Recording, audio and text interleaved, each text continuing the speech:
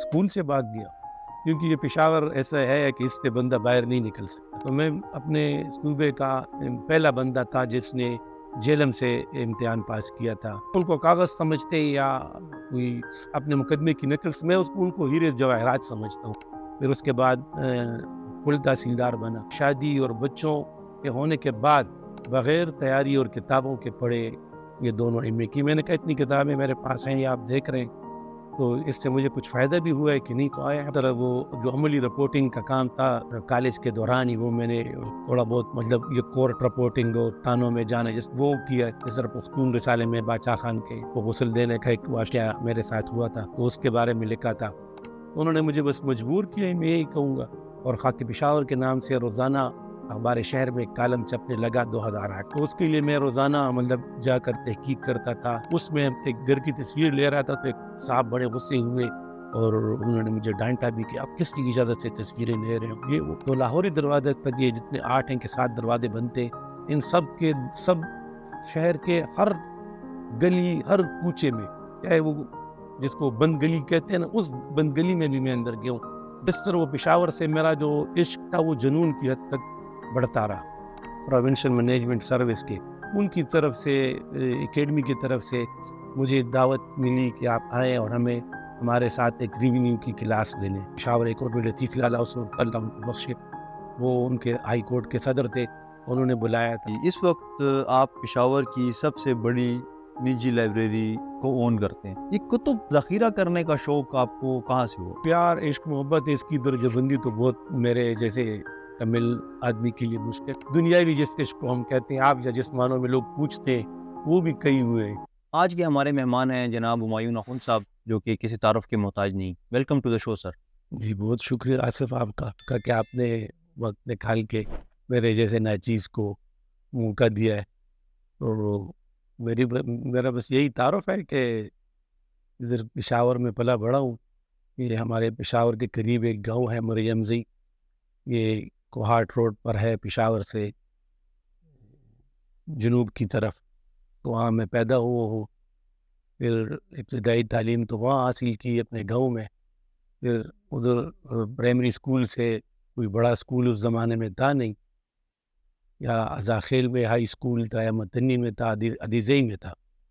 تو والد صاحب نے ادھر مجھے پشاور لائے۔ پشاور میں ایک پرائیویٹ اسکول تھا ویر سینس کے نام سے، اسلام آباد بلڈنگ ایک ہوتا ہے، اب بھی آدھا ہے آدھا نہیں ہے، کوہاٹ روڈ پر۔ اس اسلام آباد بلڈنگ میں نے 5ویں جماعت پڑھی۔ پھر اس کے بعد 6 کلاس میں نے کوشش کی کہ government high school number 1 Peshawar cantt میں، جس میں اس زمانے میں حسنین نقوی صاحب پرنسپل ہوا کرتے تھے، وہاں ایڈمیشن لے لوں، لیکن شاید میں ان کے معیار کے مطابق نہیں تھا۔ پھر بعد میں حسنین صاحب ہمارے بڑے اچھے دوست بھی بنے، لیکن مجھے داخلہ نہیں ملا۔ پھر ہمارے ایک پڑوسی ہوا کرتے تھے، میں ان دنوں اپنے چچا کے ساتھ رہتا تھا حاجی آباد کوہاٹ روڈ پر، تو میرے چچا کے ایک پڑوسی ہوا کرتے تھے سردار شمس علی خان، تو ان کے ایک بیٹے تھے سردار سہیل علی خان، وہ اب ڈاکٹر بنے، ڈاکٹر سہیل صاحب ہیں۔ تو وہ مجھے لے گئے سول کوارٹر اسکول، اور وہاں مجھے 6 میں ایڈمیشن دلایا۔ پھر سول کوارٹر اسکول میں مجھے مطلب میں نے وہاں سے 9ویں میں تھا، میرے والد صاحب نے کہا کہ اس کو انگلش میڈیم میں داخل کرتے ہیں، اسلامیہ کالج 8 لے گئے۔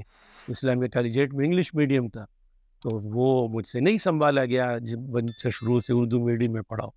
میں نتیجتاً کیا ہوا کہ میں اسکول سے بھاگ گیا، ہاسٹل میں رہتا تھا، تو انہوں نے مجھے ہاسٹل سے اٹھا لیا کہ شاید اس بچے کا دل لگ جائے۔ ہاسٹل سے اٹھا لیا، پھر بھی بات نہیں، پھر گھر سے بھاگ گیا۔ پھر انہوں نے مجھے مجبوراً دوبارہ سول کوارٹر اسکول میں داخل کر دیا، لیکن اس میں میرا 1 سال ضائع ہو گیا۔ تو اب سول کوارٹر اسکول میں میرے جو 9th کے کلاس فیلو ہیں، وہ 2 بیچوں میں میرے 9th کے کلاس فیلو ہیں۔ سول کوارٹر اسکول میں مجھے 2 اساتذہ کرام ایسے ملے کہ اگر میں سوچوں تو میری زندگی پر یا میری تربیت پر ان کا بہت اثر ہے۔ ایک لئیق احمد خان صاحب، اللہ ان کو زندگی اور صحت دے، اور ایک سید محمد نعمان شاہ صاحب، اللہ ان کو غوری کی رحمت کرے، فوت ہوئے ہیں۔ تو اگر میں سوچوں تو جو انہوں نے تربیت اپنے شاگردوں کی ہے، تو اگر میں اپنی زندگی پہ نظر ڈالوں تو ان سے میں نے بہت کچھ، مطلب میری زندگی پہ ان دونوں کا اثر ہے۔ لئیق صاحب کے ساتھ تو اب ایک اس طرح کے تعلق ہے کہ وہ مجھے اپنا بڑا بیٹا سمجھتے ہیں، اور جب ان کے ساتھ ایک فیملی کا تعلق بن گیا ہے، تو اس کے بعد میں پھر جب وہاں سے 1982 میں نے میٹرک پاس کیا، تو ایڈورڈس کالج میں نے ایڈمیشن لیا. تو ایڈورڈس کالج میں جس وقت میں ایڈمیشن میرے انٹرویو ہو رہا تھا، تو اس میں تو انگریز پرنسپل ہوتا ہے، لیکن اس وقت وہ کوئی نہیں تھا. تو شمشاد احمد خان صاحب وہ اس کے پرنسپل تھے. تو میں نے اپنے فارم میں، حالانکہ میں نے سائنس پڑھی تھی میٹرک میں، لیکن اپنے فارم میں نے آرٹس لکھی تھی، اس میں اختیاری سبجیکٹ ہے الیکٹیو. انہوں نے مجھے کہا آپ پوسٹو کیوں لیتے ہیں، آپ کے تو سائنس میں اچھے مارکس ہیں. میرے 862 مارکس تھے آؤٹ آف میرے خیال میں 1000. تو انہوں نے مجھے کہا کہ ہم آپ کو سائنس دیتے ہیں، آپ میڈیکل میں داخلہ لیں گے. تو میں نے نہیں لیا اور آرٹس میں ایڈمیشن لیا. وہاں یار محمد مقبول صاحب جو ہمارے پشتو کے ادھر پروفیسر تھے، ان سے ایک تعلق بن گیا جو آج تک قائم ہے. پھر وہاں سے میں نے 86 میں بی اے میں پڑھ رہا تھا کہ میرے والد صاحب فوت ہو گئے. یونیورسٹی کے ایگزام میں اپیئر نہیں ہو سکا، اور پرائیویٹلی میں نے پھر پشاور یونیورسٹی سے بی اے کیا. پھر اس کے بعد 86 میں جب والد صاحب فوت ہوئے، سارے گھر کی ذمہ داریاں میرے کندھوں پر آ گئیں. تو 1987 میں نے پھر پٹوار ٹریننگ کی جیلم سے. جیلم میں ایک گاؤں ہے راٹیاں. تو میں اپنے صوبے کا اس وقت میں پہلا بندہ تھا جس نے جیلم سے امتحان پاس کیا تھا، پٹوار کا مطلب جیلم سے، پنجاب سے. تو وہاں پہ 1987 میں جب امتحان پاس کیا، 1990 میں کہیں جا کر پوسٹنگ ہوئی. اس دوران 89 میں دبئی گیا تھا. میرے کزن تھے عبد الطیان اور عطا رحمان، انہوں نے مجھے بلایا کہ شاید ادھر کوئی روزگار کا سلسلہ بن سکے. لیکن وہ بھی رمضان کے دن تھے، میں وہاں سے بھی بھاگ آیا کیونکہ یہ پشاور ایسا ہے کہ اس سے بندہ باہر نہیں نکل سکتا. 87 میں پھر جب امتحان پاس کیا اور دبئی سے 89 میں واپس آیا، تو پھر میں نے 1990 میں کہیں جا کر مجھے سرکاری ملازمت پٹوار ملی. 1990 سے لے کر 2013 تک یہ میں مسلسل جتنے سال بھی بنتے ہیں پٹواری تھا. میں کافی حلقوں پہ پٹواری رہا ہوں پشاور میں. حضر خوانی، پخا غلام، پہلے میں ڈسٹرکٹ کونسل میں پٹواری بھرتی ہوا تھا، پھر وہاں سے شیخان چلا گیا، پھر محافظ خانے میں آ گیا. جب محافظ خانے میں آ گیا تو یہ میرے خیال میں میرے لیے میرے ذہنی طور پر ایک ٹرننگ پوائنٹ تھا.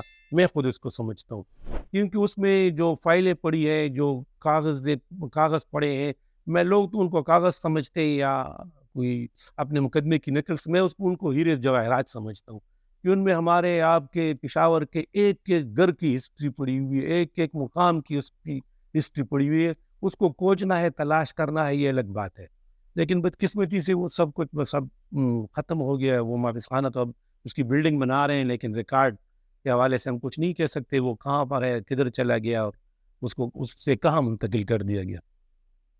تو وہ اس مطلب پشاور کا جو میرا جنون تھا وہ اور بھی بڑھتا گیا اس کے ساتھ. پھر 5 سال میں گرداور یا قانون گو کہتے ہیں وہ تھا، اور میں پہلے میری پوسٹنگ ہوئی گلبیلا، ایک حلقہ قانون گو سرکل تھا، اس پہ تھی. اس میں میرے خیال میں 2 مہینے میں نے گزارے. پھر اس کے بعد میں شاید ایک واحد بندہ ہوں جس نے اپنی ساری ملازمت قانون گو کی 5 سال تقریباً بنتے وہ ایک ہی سرکل قصبہ باگرام پہ کی، جو پشاور کا کا یہ جو دیہاتی موزے ہیں پشاور شہر کے. قصبہ باگرام، اس میں اس زمانے میں 20-25 موزے آتے تھے، تو اس کو قصبہ کہتے تھے. باگرام کا نام بیچ میں غائب ہوا تھا، لیکن وہ کیونکہ مجھے پتہ تھا کہ اس کا اپنے نام قصبہ باگرام ہے، تو میں اپنے ساتھ قصبہ باگرام میں نے اپنے اس پوسٹ کے ساتھ لکھنا شروع کیا. تو ہمارے ایک دوست ہیں، افسر بھی ہیں ہمارے، افتخار صاحب، وہ اکثر مجھے باگرامی بھی کہتے ہیں مذاقاً. لیکن یہ اس حوالے سے کہ مجھے پشاور سے عشق تھا، جنون تھا، تو وہ نام سروائیو کر گیا، اور ابھی تک وہ قصبہ باگرام سے چل رہا ہے.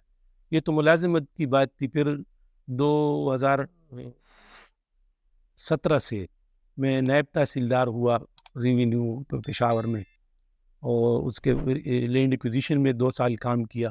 پھر اس کے بعد فل تحصیلدار بنا. تو جب سے فل تحصیلدار بنا ہوں تو اللہ کے کرم سے میں یہ کہوں گا، اور اپنے افسروں کی مہربانی سے ہی میں اپنے ایک ہی پوسٹ پر ہوں، اس NBR کے آفس میں ہوں، اور وہیں پر کام کر رہا ہوں.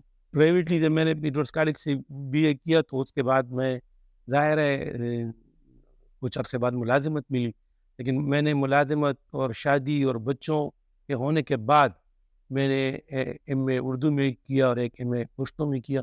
ویسے ہی اعلان کہ نہ اس کے مجھے کوئی انکریمنٹ مل رہا تھا نہ مجھے پھر اس کی، لیکن ویسے اپنے شور یہ میں بتاؤں کہ میں نے بغیر تیاری اور کتابوں کے پڑھے یہ دونوں MA کی. میں نے کہا اتنی کتابیں میرے پاس ہیں، یہ آپ دیکھ رہے ہیں تو اس سے مجھے کچھ فائدہ بھی ہوا ہے کہ نہیں، تو آئے اپنا ایک ٹیسٹ لیتے ہیں. تو یہ میں نے اچھا کیا کہ برا کیا یہ آپ پر ہے کہ آپ اس کا تجزیہ کریں. تو 2 MA پھر اس کے کیے. پھر ساتھ ساتھ میں جب 86 میں BA میں پڑھ رہا تھا تو 85 میں غالباً 85 میں والد صاحب اس وقت زندہ تھے. تو ہمارے ایک دوست تھے ایوب اختر لالا، اللہ ان کو غریق رحمت کرے، اخبار فروش جو اخبار یونین ہے ان کے یونین کے بانی بھی ہیں اور صدر بھی تھے، بہت اچھے انسان تھے. تو ان کے پاس ہم جاتے تھے، اسٹیٹ بینک کے سامنے ان کی چھوٹی سی دکان ہوا کرتی تھی بالکل اسٹیٹ بینک کے سامنے، پھر بعد میں گلی میں اندر چلی گئی دکان. تو ان کے ساتھ بیٹھا کرتے تو میں نے انہیں کہا کہ یار ایوب لالا مجھے یہ اخبار میں کام کرنے کا بڑا شوق ہے، تو آپ کہیں مجھے اخبار میں کہیں کوئی کام سکھانے کے لیے کسی کے ساتھ بٹھا دیں.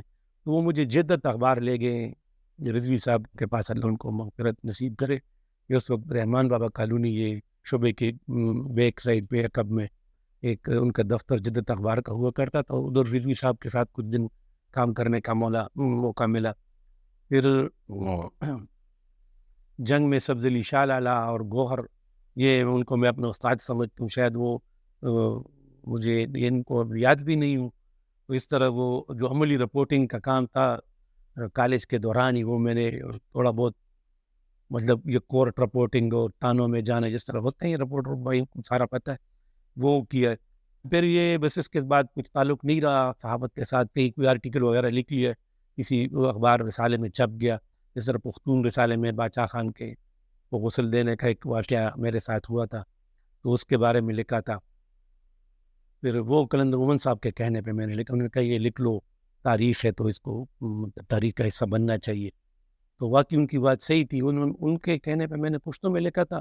پھر ان کے فرزند ہے ذیلان مومن ہمارے دوست ہیں، ان کے کہنے پہ اسی کو اردو ترجمہ کر کے پھر سرحد اخبار میں چھپا تھا.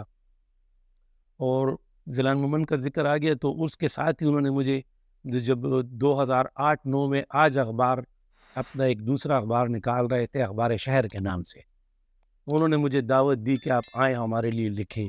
میں نے کہا مجھے اب کوئی اتنا عرصہ ہو گیا اور اب کوئی لکھنے سے کوئی حالانکہ اگر کوئی ادیب نے جتنی صفحے لکھے ہوں گے ہم پٹواریوں نے ان سے زیادہ لکھے ہوں گے، اتنی باری باری کتابیں ہماری ہوتی ہیں، تو وہ تو خیر لکھنا نہیں ہے لیکن مطلب وہ قلم چلانے کی حد تک کہہ رہا ہوں نا. تو وہ انہوں نے کہا نہیں آپ لکھیں. انہوں نے مجھے بس مجبور کیا، میں یہی کہوں گا. اور خاک پشاور کے نام سے روزانہ اخبار شہر میں ایک کالم چھپنے لگا 2008 میں. تو اس کے لیے میں روزانہ مطلب جا کر تحقیق کرتا تھا. پھر اس تحقیق کو لکھنا مطلب اس میں انہوں نے مجھے اخبار لکھنے سے یہ کالم شائع ہونے سے 10-15 دن دیے کہ آپ جتنے اس میں لکھ سکتے ہیں کہ ہمارے پاس مواد آ جائے اور پھر اس کو چھاپیں.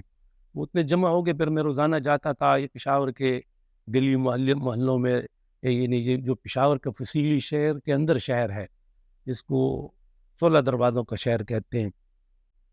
تو میں سر کلاک وائز رامداس بازار سے شروع ہو گیا، رامداس، پھر ڈبگری دروازہ، پھر بجوڑی گیٹ، پھر کابلی دروازہ، پھر کابلی دروازے سے آگے آسامئی گیٹ، پھر آسامئی سے ادھر آپ آ جاتے ہیں تو کچہری دروازہ، پھر ریتی دروازہ، پھر ریتی دروازے سے آپ آ جاتے ہیں پھر تو GT روڈ سے آ جاتے ہیں آپ تو وہ رامپورہ دروازہ، رامپورہ سے پھر آگے آ جاتا ہے حسن دروازہ، حسن سے ہم آگے جاتے ہیں لاہوری دروازہ.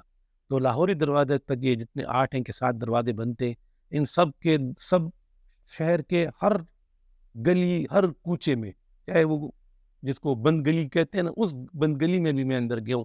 بعض مہربان دوست ہیں انہوں نے اپنے گھر بھی بلایا، اپنے مطلب جو پرانے طرز کے گھر تھے ان میں بھی اندر جانے کا موقع دیا، ان کی تصویریں بھی اتاری. بعض ایسے بھی تھے کہ مجھے یاد ہے ایک جگہ پہ ہم کریم پورہ میں یہ گلی عبدالرشید جس کو چکا گلی کہتے ہیں، اس میں ایک گھر کی تصویر لے رہا تھا تو ایک صاحب بڑے غصے ہوئے اور انہوں نے مجھے ڈانٹا بھی کہ آپ کس کی اجازت سے تصویریں لے رہے ہو، یہ وہ.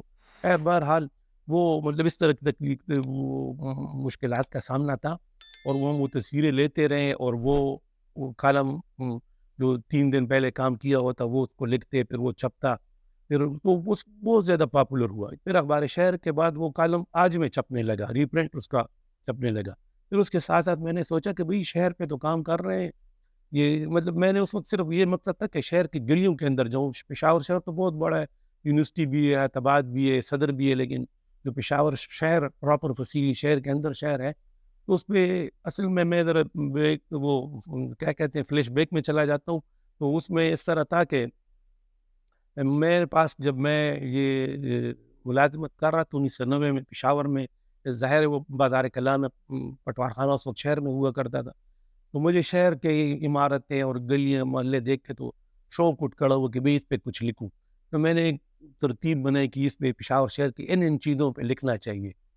تو وہ پھر اس زمانے میں کلندر مومن صاحب، یہ رضا مدانی صاحب، فارغ بخاری صاحب، اور یہ سارے زندہ تھے، خاطر غزنوی صاحب یہ زندہ تھے۔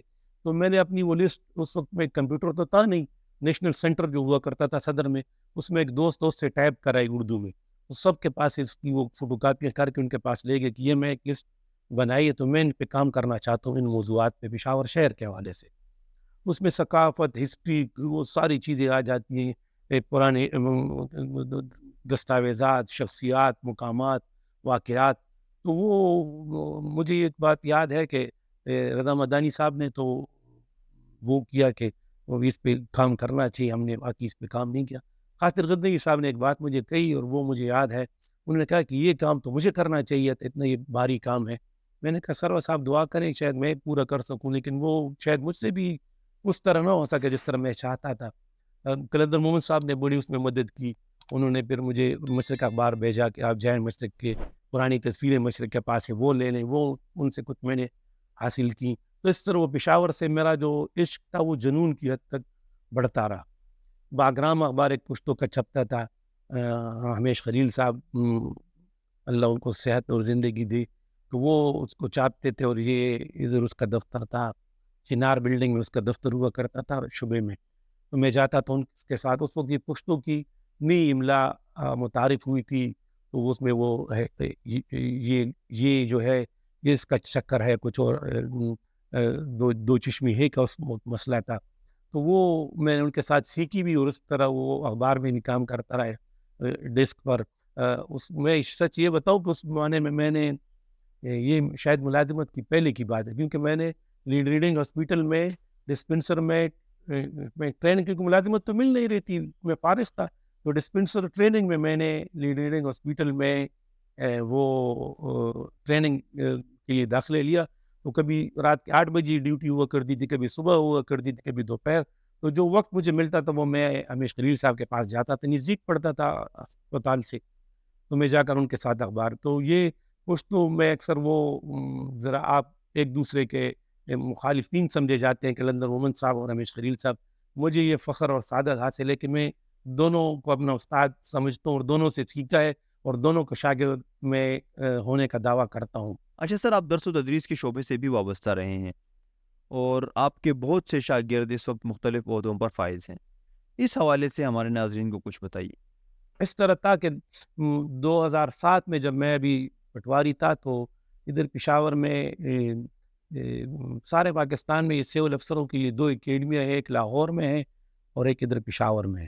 تو پشاور میں اس میں 3 ادارے ہیں، نم بھی ہے، اس میں پی پی سے بھی ہے، اور ایک دوسرا پارٹ کہلاتا ہے وہ بھی ہے۔ تو مجھے پی پی سے کی طرف سے جو پروونشل افسران ہوتے ہیں پی ایم ایس کے، پروونشل مینجمنٹ سروس کے، ان کی طرف سے اکیڈمی کی طرف سے مجھے دعوت ملی کہ آپ آئیں اور ہمارے ساتھ ایک ریونیو کی کلاس لے لیں، مطلب اس پٹوار کی یا مال کی جو سبجیکٹ ہوتا ہے اس کو ہمارے افسران کو پڑھائیں۔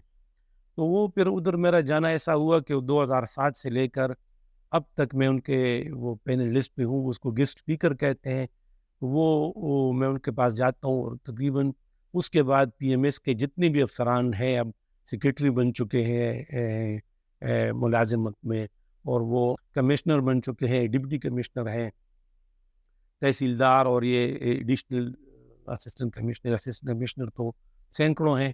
تو وہ اس 2007 کے بعد جتنے بھی بیچ آئے ہیں، اس میں صرف ایک بیچ انہوں نے کہیں باہر سے ٹریننگ کرائی تھی، اس کے علاوہ سارے بیچ تحصیلداروں کے اور پی ایم ایس افسران کے سارے میرے شاگرد ہیں۔ ہم اپنے صوبے کے حوالے سے بات کرتا ہوں، اور بلوچستان کے بیچ بھی جتنی بھی ہیں تحصیلداروں کے اور نیب تحصیلداروں کے اور پی ایم ایس کے، تو وہ بھی ان کو بھی ٹرین کیا ہے۔ تو پی پی سی اکیڈمی کے ساتھ ساتھ پھر وہاں سے مجھے اس دوران پشاور میں جوڈیشل اکیڈمی بن گئی، تو پشاور جوڈیشل اکیڈمی کے ڈی جی صاحب تھے حیات علی شاہ صاحب، انہوں نے مجھے دعوت دی کہ آئے ہمارے یہاں پر جو سینئر سول جو سول جج بھرتی ہوتے ہیں ان کی ٹریننگ ہے، تو آپ آئیں ان کو ٹرین کریں۔ تو مجھے تو ریونیو کے علاوہ اور کچھ آتا نہیں ہے، تو ظاہر ہے ریونیو پر میں نے ٹرین کرنا تھا۔ تو وہاں جب گیا ہوں تو ان کو میرا کام شاید ٹیچنگ کا انداز، یا میں عالم ہونے کا دعویٰ تو نہیں کرتا، وہ شاید پسند آیا ہو، تو وہاں بھی میں نے کافی عرصہ ان کے ساتھ کیا۔ پھر وہاں سے اینٹی نارکوٹکس والوں نے بلایا، ان کے افسران کو بھی ٹرین کیا۔ نیب میں اس طرح ان کے افسران کو پی پی ایس اے اکیڈمی بلایا تھا، ان کو ٹرین کیا۔ کئی وکلاء کو جو ادھر آئے ہیں ان کو ٹرین کیا ہے۔ پھر اس کے ساتھ ساتھ بعض اوقات کہیں اور سے وہ دعوت آ جاتی ہے کہ بھئی آپ آئیں اور ہمیں ریونیو پہ پشاور ہائی کورٹ میں، مطلب ایک جو اس طرح بڑے ادارے ہیں کہ میرے جیسے کم علم آدمی کے لیے یہ اعزاز کی بات ہے کہ پشاور ہائی کورٹ میں لطیف لالہ حسن اللہ ان کو بخشے، وہ ان کے ہائی کورٹ کے صدر تھے، انہوں نے بلایا تھا، تو ادھر بھی میں نے وکلاء حضرات کو ریونیو پہ مطلب لیکچر دیا تھا۔ اچھا سر، آپ نے اپنے ایک بڑے تفصیلی تعارف میں اپنی زندگی کے مختلف ادوار کے بارے میں بتایا ہے۔ یہ بتائیں کہ بطور صحافی جب آپ کام کرتے رہے ہیں تو اس دوران آپ کی زندگی میں کچھ خوشگوار واقعات یا کچھ ایسے واقعات جو آپ کے دل پہ نقش رہ گئے ہوں، کوئی ایسا واقعہ اگر آپ کو یاد ہو تو ہمارے ساتھ شیئر کریں۔ اس طرح تھا کہ میں تو اکثر مطلب کورٹ رپورٹنگ گوہر کے ساتھ کرتا تھا، تو اس میں تو اکثر وہ جو کورٹ کے ریڈر ہیں وہ یہ جونیئر کو کچھ بتاتے بھی نہیں ہیں، تو وہ ہمیں اکثر دھتکار دیتے تھے۔ پھر جب ملازمت آئی، وہی کورٹ ریڈر تھے، ہم پٹواری کی حیثیت پر جاتے تھے، تو پھر وہ اور طریقے سے ملتے تھے۔ تو مطلب یہ انسانی نفسیات کی بات ہے کہ وہ آپ کے عہدے کو اور آپ کے کیا کہتے ہیں شخصیت کو دیکھ کے پھر آپ سے مطلب آپ کے کام کو نہیں دیکھتے کہ بھئی یہ بندہ ہمارے پاس کسی کام یا کسی انسان کو نہیں دیکھتے، یہ ایک انسان آیا۔ آپ نے اپنے خوشگوار واقعے میں ایک انسانی نفسیات کا ایک پہلو بیان کیا ہے۔ یہ بتائیں کہ اسی سے جڑی ہوئی ایک اور بات کہ دوران ملازمت آپ کے بہت سے لوگوں کے ساتھ انٹریکشن رہا ہوگا، کوئی ایسی شخصیت جو آپ کے دل کو بھا گئی ہو، چاہے وہ آپ کے افسران میں سے ہو یا عام عوام میں سے؟ دیکھیں جب ہم جس وقت پٹواری تھے تو وہ تو اپنے تحصیلداروں کے ساتھ ہی واسطہ پڑتا تھا، تو وہ ہمارے ایک پشاور میں تحصیلدار تھے حاجی پیر بخش خان، وہ پٹواری بھرتی تھے، میرے والد صاحب کے دوست بھی تھے۔ تو جس وقت ہم مطلب ملازمت میں شروع ہو گئے تو وہ پی ڈی اے میں چلے گئے، پھر وہاں سے ریٹائرڈ ہو گئے، لیکن ہم نے ان کو دیکھا تھا تو وہ ایک ایسی شخصیت تھی، ان سے ہم نے بہت کچھ سیکھا۔ مطلب یہ نہیں کہ انہوں نے کوئی ہمیں اس طرح استادی شاگردی، مطلب ان کی شخصیت سے ان کو دیکھ کر کہ بھئی کس کے جو سائل آپ کے پاس آتے ہیں ان کے ساتھ کیسا رویہ رکھنا چاہیے، کیسی بات کرنی چاہیے، کیسے حقدار کو اس کا حق دینے میں مدد کرنی چاہیے۔ پھر میرے والد صاحب کے ایک دوسرے دوست تھے پروفیسر ڈاکٹر محمد نواز، وہ ریڈیالوجی میں پروفیسر تھے، تو ان سے بھی میں نے بہت کچھ سیکھا، مطلب میں ان کو اپنا مرشد مانتا ہوں، اور میری لائبریری میں ان کی ذخیرے کی کافی کتابیں بھی ان کی وفات کے بعد ان لوگوں کے ورثاء نے مجھے عطیہ کی ہیں۔ مطلب میں کسی کو بعض لوگوں کو پتہ بھی نہیں کہ بھی یہ ان کے بھائی ہیں، اس طرح مطلب وہ مجھے ٹریٹ کرتے تھے، تو ان سے بہت کچھ سیکھنے کو ملا۔ وہ انسانی نفسیات کو بہت بہتر طریقے سے سمجھتے تھے، اور اگر میں کہوں کہ میں نے، لوگ کہتے ہیں نا کہ اولیاء کس جامع میں آتے ہیں یا کس، اگر آپ نے میں نے کسی ولی کو دیکھا ہو تو میں ڈاکٹر نواز کا نام لوں گا، کہ وہ میں نے اپنی آنکھوں سے ان میں ولایت کی وہ چیزیں دیکھی ہیں کہ وہ اس زمانے میں ولی تھے۔ اچھا سر، آپ نے اپنی لائبریری کی بات کی، اس وقت آپ پشاور کی سب سے بڑی نجی لائبریری کو اون کرتے ہیں، یہ کتب کا ذخیرہ کرنے کا شوق آپ کو کہاں سے ہوا؟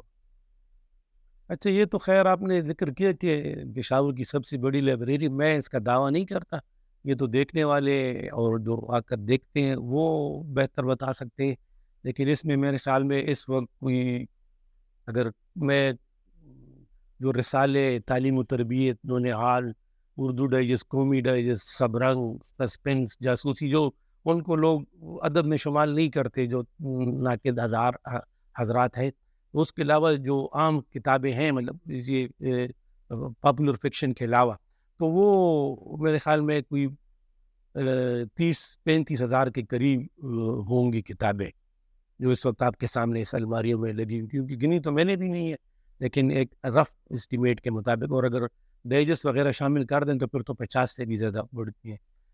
یہ اس طرح تھا، میں اگر آپ کو پھر بھی فلیش بیک میں لے جاتا ہوں، کہ یہ جب میں اپنے گاؤں میں رہتا تھا تو اس وقت یہ کوئی 72-73 کی بات ہے۔ اس زمانے میں مشرق اخبار میں بچوں کا مشرق چھپتا تھا بدھ کے دن، تو گاؤں میں ہمارے ایک ڈسپنسر ڈاکٹر کہلاتے تھے، تو وہ ان کے پاس اخبار آتا تھا، میں بدھ کے دن لازماً وہ پڑھتا تھا، پھر وہ میں نے جمع کی، جب وہ اس طرح اس میں پھر بندے کا شعور اور ذوق بڑھتا رہتا ہے، اس میں ایک اشتہار آیا کہ بچوں کا ایک نیا رسالہ جگنو شروع ہوا ہے، تو وہ میں نے پھر کوشش کی کہ لوں، پھر اس طرح شہر میں آیا تو تعلیم و تربیت، وہ میرے چچا کے گھر میں جہاں میں رہتا تھا آتا تھا، وہاں پھر تعلیم و تربیت سے آداب عرض اور پھر نونہال، تو اس طرح وہ میرا جو بچوں کے مشرق سے رجحان بچوں کے رسالوں کی طرف ہو گیا۔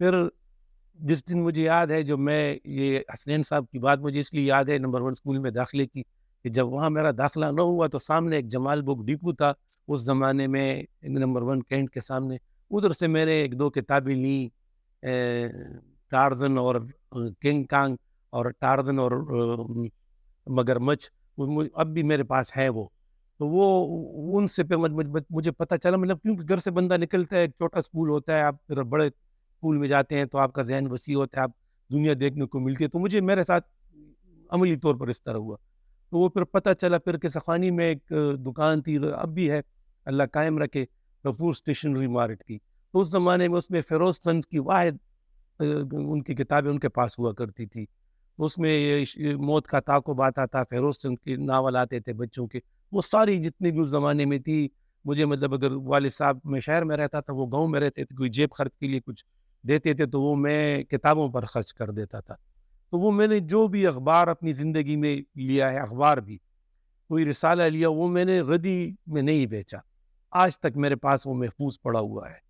یہ ایک عجیب سی بات شاید اس کو آپ کہیں، تو اس طرح وہ ظاہر ہے جمع ہوتی رہی، تو اس وقت جب شعور نہیں تھا، تو میں نے اپنے ہاتھ سے ایک دستی مہر تیار کی تھی، اس کو ہمایون لائبریری کہا تھا، پھر کہیں سے مجھے ہمارے گاؤں میں ایک یہ جو دیہی ترقیاتی اکیڈمی ہے، جو میں PPCA کی بات کی، ان کی ایک لائبریری انہوں نے یونین کونسل کے سطحوں پر کھولی تھی، ایک بکسہ سا دیا تھا، الماری چیپ کا تھا، وہ کھلتا تھا، اس میں کتابیں پڑی ہوتی تھی، تو ان سے مجھے کافی کتابیں پھر وہاں پہ پڑھنے کو ملی گاؤں میں، اس میں سیرت محمد علی جوہر، رئیس احمد جعفری کی کتاب ہے، وہ مجھے ان کی زندگی سے، میں ان کی، ظاہر ہے بچہ ہے کسی سے تو انسپائر ہوگا، تو وہ میں بہت متاثر ہوں، تو میں نے اپنی لائبریری کا نام جوہر لائبریری رکھ دیا، اور تب سے اب تک اس کا نام جوہر لائبریری ہی ہے، اور پھر جہاں پر بھی کوئی نمائش ہوتی ہے کتابوں کی، یا کتاب میلہ لگتا ہے،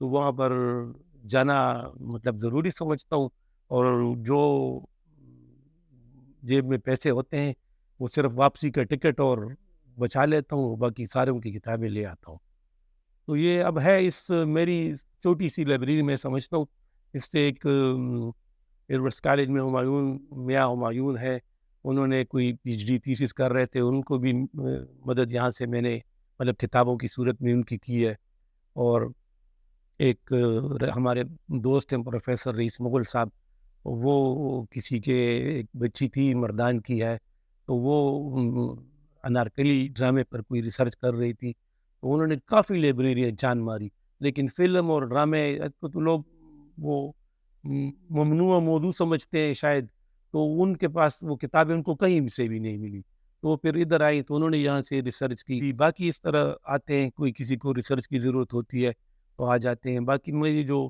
اپنے ملازمت یا یہ ریونیو پہ پڑھانے کی وجہ سے اس کو مجبوری سے، پھر مجبوری سے تو نہیں میں نہیں کہہ سکتا، لیکن وہ اس کے لیے بھی پھر جو ریونیو کی جو بھی کتاب، جو بھی سرکولر، جو بھی کوئی چھپا ہوا مواد مجھے مل سکا وراثت پہ، اسلامی قانونی وراثت پہ، اہل تشیع اور اہل سنت کی وراثت پہ، وہ سب کتابیں اللہ معاف کرے تحدیث نعمت کے طور پہ کہتا ہوں کہ وہ سب میرے پاس ہیں، اور ریونیو کے متعلق جو بھی کوئی آپ کے پاس ایکٹ ہو، کوئی چیز ہو، وہ سب ادھر میری لائبریری میں، جوہر لائبریری میں وہ موجود ہے۔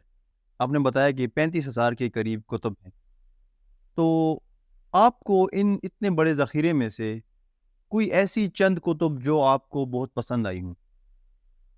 سر ایک تو ہم مسلمانوں کا ایک بنا بنایا جواب ہوتا ہے نا کہ، لیکن میرے خیال میں اس عظیم شان کتاب کو ان عام کتابوں کے مقابلے میں اس کا ذکر کرنا بھی میں اپنی اس میں بیوقوفی سمجھتا ہوں۔ کہاں قرآن جیسی عظیم شان کتاب اور کہاں عام زندگی کی میں نے اور آپ کی لکھی ہوئی کتابیں، وہ تو الہامی کتاب ہے اللہ کی طرف سے، تو اس کا تو ہم مقابلے نہیں کر سکتے۔ یہ اگر کوئی اس طرح کہتا ہے تو وہ اللہ سے، باقی یہ تو کافی ساری کتابیں اس میں، کافی وہ لوگ سوال کرتے ہیں آپ نے پڑھی ہے کہ نہیں پڑھی، آپ نے کہاں جمع، بیچتے تو نہیں ہے، کسی کو دیتے تو نہیں ہے، لیکن اس میں ایسی کتابیں آپ بیتیوں میں جو خود کسی نے اپنی زندگی کے بارے میں لکھی ہو، تو وہ میں اگر ان ساروں پہ نظر ڈالوں تو اس میں مجھے ناقابل فراموش دیوان سنگھ مفتون کی ایک ایسی کتاب لگتی ہے کہ وہ آپ کی زندگی کو متاثر کر سکتی ہے، یا جوش ولی آبادی کی ایک کتاب ہے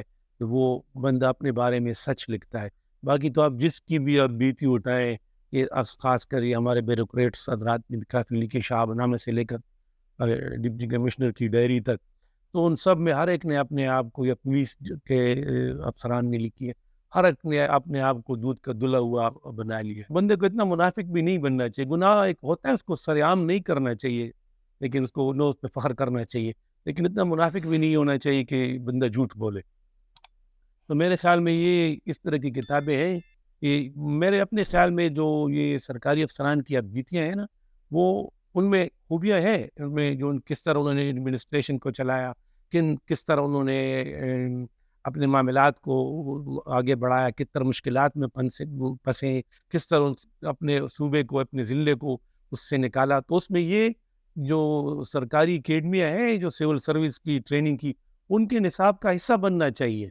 اب دیکھیں ایک کتاب ہے بلبل نواب کی، انڈیا میں ایک ڈپٹی کمشنر صاحب تھے، تو کہیں طوفان اور سیلاب آیا تھا تو ان کا ضلع باقی انڈیا سے کٹ گیا تھا، پاکستان بننے کی بات ہے، تو انہوں نے اپنے ضلع میں اپنے نوٹ بنا لیے تھے، دستخط کرتے تھے اور مہر لگاتے تھے، تو یہ انوکھی سی بات ہے، تو پھر ان کو ایکسپلینیشن بھی ان کی کال ہوئی تھی، لیکن اب یہ بات اگر کورس میں پڑھائی جائے یا بیٹی کورس کا حصہ بنا لیا جائے، تو جو عام افسران ہیں سول سروس کے، ان کو بہت کچھ سیکھنے کا موقع ملے، کیونکہ اکثر ہم نے دیکھا کہ جو ہمارے سول افسران صاحبان ہیں وہ کتاب پھر کم ہی پڑھتے ہیں، کم ہی لوگ ہوں گے۔ وہ ہمارے ایک سیکرٹری صاحب ہیں فضل حسین صاحب، وہ کہتے ہیں جو لوگ کتاب پڑھتے ہیں وہ دوسروں کی نسبت کم خراب ہے، یعنی اگر ان میں کوئی برائی بھی ہے تو جو عام لوگ ہیں جو کتاب نہیں پڑھتے، وہ افسر یا عام آدمی، تو جو کتاب پڑھنے والا ہے وہ اس کی نسبت کم کرپٹ ہے یا کم خراب ہے، کم اس کے جو معاملات ہیں دوسروں سے بدتر ہے، مطلب نہیں ہے، بہتر ہے۔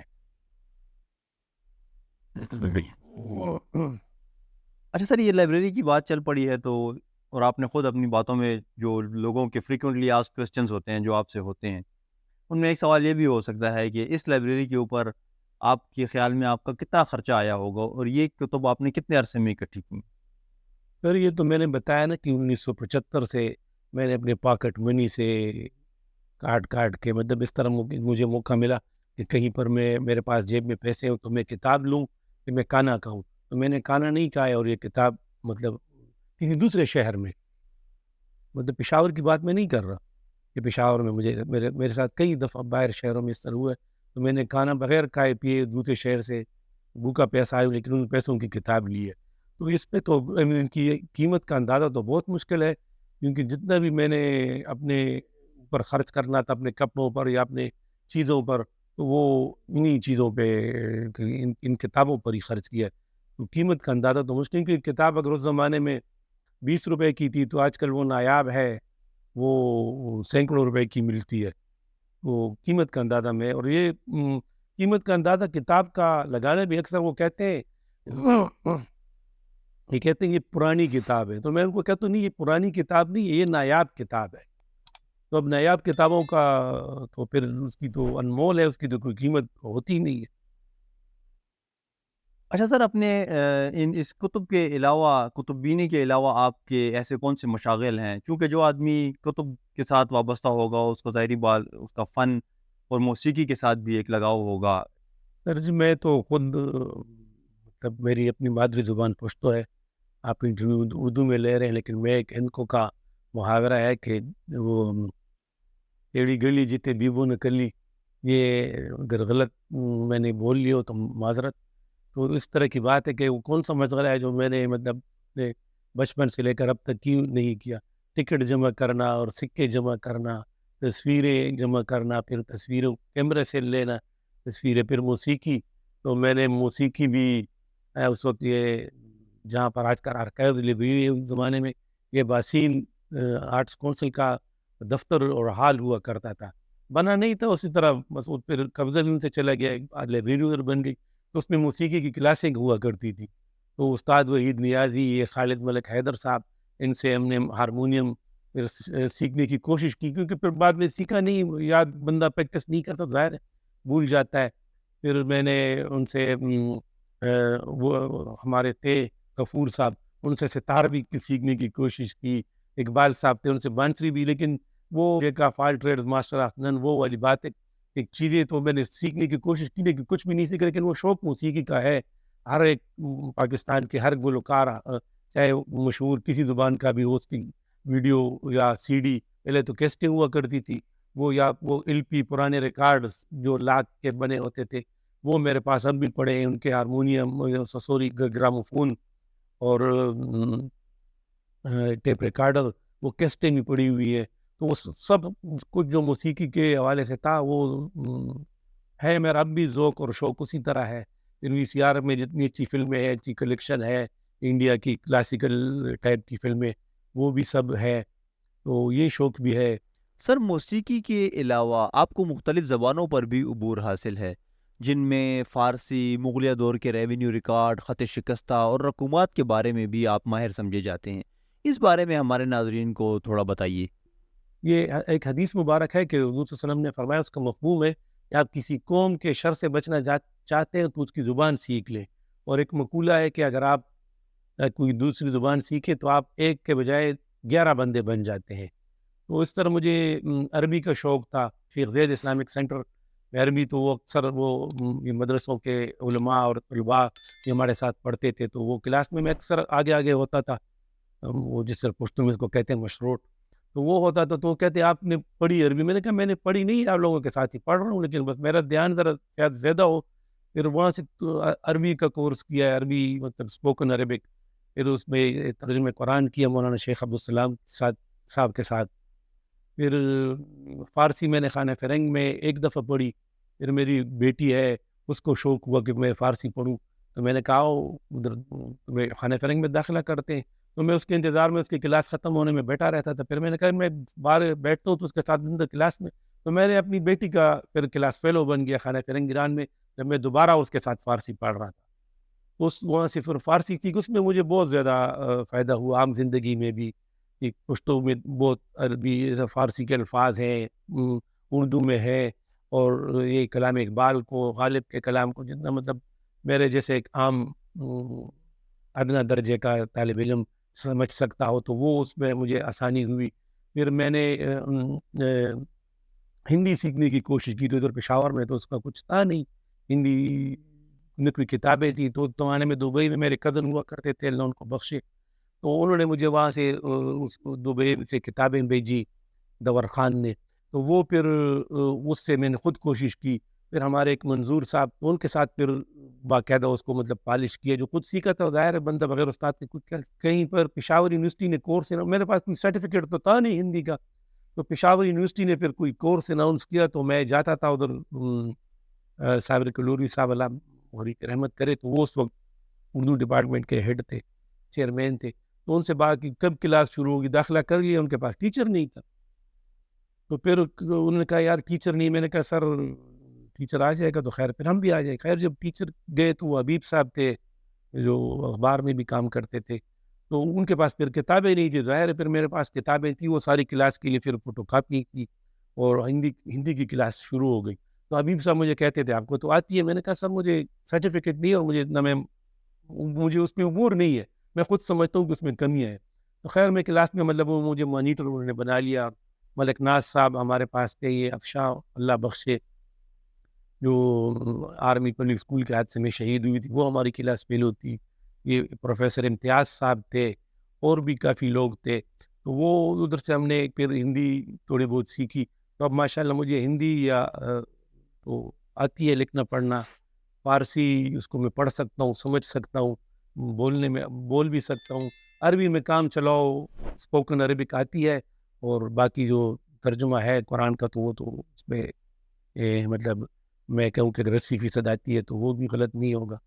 سر آپ کی زندگی میں 3 پہلو جو آپ کے انٹرویو سے ہمیں پتہ لگے ہیں, ایک ملازمت ہے, ایک آپ کی نجی زندگی ہو گئی, اور ایک آپ کے مشاغل ہو گئے. ان تینوں میں آپ کس چیز کو کون سے درجے پہ رکھیں گے, پیار, عشق اور محبت کی اگر ہم 3 درجے بنائیں؟ سر جی جو پیار عشق محبت ہے اس کی درجہ بندی تو بہت میرے جیسے کامل آدمی کے لیے مشکل ہے. لیکن اگر اس کو آپ ترجیحات کہہ لیں تو اگر زندگی میں یہ ملازمت تو مجبوری سمجھ لیں کہ وہ تو ہم نے اپنے نان و نفقہ اور کیا کہتے ہیں کچن چلانے کے لیے ملازمت یا کوئی سروس یا کوئی بزنس آپ نے کرنا ہوگا تو وہ تو الگ چیز ہے, اس سے تو پھر عشق نہیں ہو سکتا. لیکن اس میں یہ کہ اس کے ساتھ میں نے ایمانداری کی ہے, کہیں پر بھی میں نے اس میں اپنا سستی نہیں کی, کاہلی نہیں کی. اور جو کچھ میں نے سیکھا میں نے یہ چاہا, اس میں میرے سارے شاگرد یہ گواہی دیں گے, جو کچھ مجھے آتا ہو میں نے وہ دوسروں کو بتانے اور ان تک وہ علم پہنچانے کی کوشش کی ہے. اس کو آپ جس کیٹیگری میں بھی رکھتے ہیں وہ آپ خود پھر اس پہ سوچ لیں. باقی کتابوں کی بات ہے تو میرے اکثر یہ کہتے ہیں بھئی کہیں پہ طوفان آ جاتا ہے, کوئی زلزلہ آ جاتا ہے نا, اپنے لوگوں کو بچاؤ کی فکر ہوتی ہے. تو مجھے اپنے سے زیادہ, اپنے بیوی بچوں سے زیادہ ان کتابوں کی فکر ہوتی ہے کہ بھئی اگر اللہ نہ کرے کوئی اس طرح حادثہ ہو تو میں ان کو کیسے بچاؤں گا. ایمرجنسی کہیں آ جاتی ہے, گھر میں آ جاتی ہے, شہر میں آ جاتی ہے, جان بچانے کی فکر ہوتی ہے, تو میں ان کو کیسے بچاؤں گا, یا اللہ نہ کرے کہ ان کو کوئی نقصان پہنچے. اور پیار تو بچے کو بندے کو اپنی بیوی بچوں سے پہلے ہوتا ہے, ماں باپ سے پیار ہوتا ہے. تو ماں باپ تو اللہ نے لے لیے لیکن اب بھی ان سے پیار کا اور عقیدت کا رشتہ وہ قائم رہتا ہے. اور بچوں سے پیار ہوتا ہے. اور عشق تو جو حقیقی جو مطلب دنیاوی جس عشق کو ہم کہتے ہیں, آپ یا جس معنوں میں لوگ پوچھتے ہیں وہ بھی کئی ہوئے ہیں. آپ کا بہت بہت شکریہ. چلیں جی, آپ کا بھی بہت شکریہ کہ آپ نے اس طرح مجھے اس قابل سمجھا کہ آپ کے اس چینل پر میں جتنے بڑے بڑے لوگوں سے آپ نے مشہور اور انٹلیکچوئل لوگوں سے انٹرویو لیے, ان میں مجھے چیز کو بھی شامل کیا. شکریہ, بہت بہت شکریہ. شکریہ.